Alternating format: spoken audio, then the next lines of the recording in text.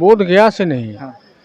बल्कि सात समंदर पार से भी कुछ लोग आए हैं। सात समुद्र पार से भी? जी बिल्कुल।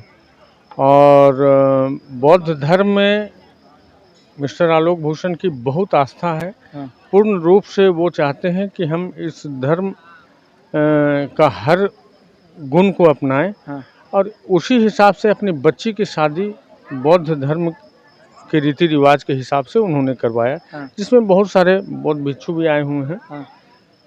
और उन्होंने अपना आशीर्वाद दिया और अपने रीति रिवाज से यहाँ शादी संपन्न करवाया, जिसको देख के हम और हमारे मित्रगण बहुत ही उत्साहित हैं। हाँ। उल्लास में हैं। ये हमारे जीवन का पहला शादी विवाह इस रिवाज से है।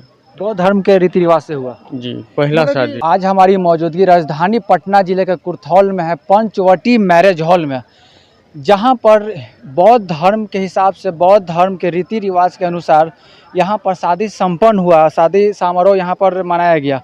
अभी हमारे साथ एक सर है, क्या नाम हुआ सर आपका? श्रीजय भारती। यहीं के निवासी हैं? जी, नालंदा के निवासी हैं। हाँ। हमारा नाम श्रीजय भारती है। जिनकी बच्ची की शादी है वो मिस्टर आलोक भूषण। हाँ। वो मेरे भाई, दोस्त, सुख दुख के साथी।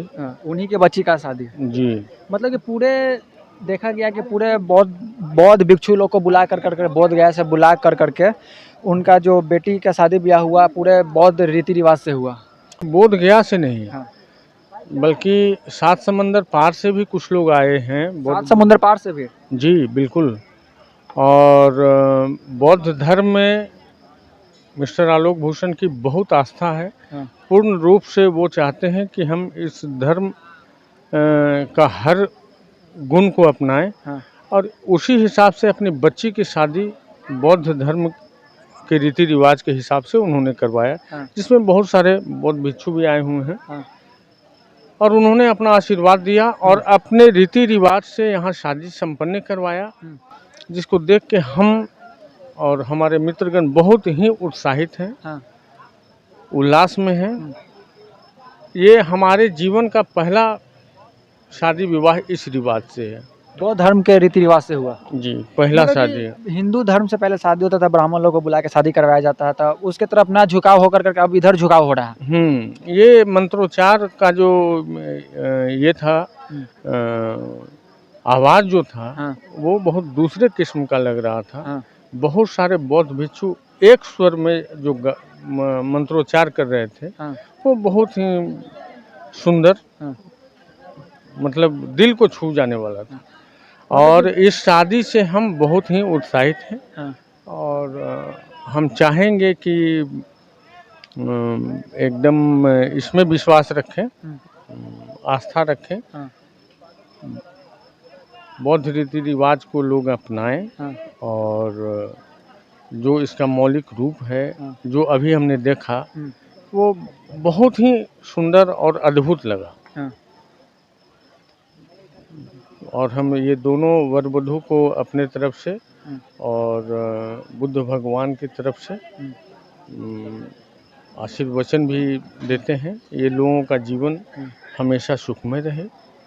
पंचवटी मैरिज हॉल में शादी समारोह मनाया गया। और यहाँ जो राजधानी पटना जिले का पंचवटी मैरिज हॉल है कुर्थौल में, तो यहाँ पर जितने तमाम समाज के लोग आए हुए हैं, मतलब बाबा साहब डॉक्टर भीमराव अम्बेडकर जी को सब मानने वाले लोग हैं, सब पूजा करने वाले लोग हैं, सब उनको भगवान मानते हैं। बिल्कुल भगवान हैं भी, उन्होंने बहुत कुछ दिया है इस देश को।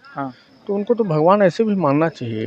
भगवान ऐसे थोड़े हैं जो नहीं दिखते हैं। और वर वधू को भारत का संविधान दे करके सम्मानित भी किया गया, मतलब कि गिफ्ट के तौर में। जी। तो संविधान इसीलिए दिया गया कि उसको देने का तात्पर्य ये है कि उसका कुछ अवलोकन करें, पढ़ें, अपने जीवन में उतारें और उससे बाकी सब वंचित समाज लोगों को बताएं कि आखिर हमारा संविधान कहता क्या है और हमको क्या करना चाहिए।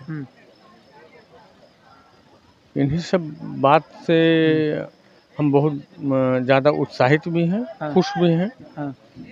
और इससे आगे हम क्या करें।